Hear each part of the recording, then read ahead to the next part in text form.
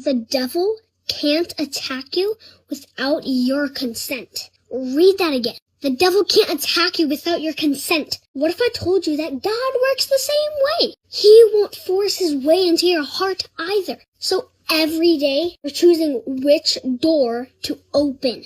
God gave us one of the greatest gifts ever, the gift of free will. He wants us to choose him because we love him, not because he forces us. Jesus said, "Behold, I stand at the door and knock. If anyone hears my voice and opens the door, I will come in." Revelation 3:20. That's the order. God knocks, but you have to open the door.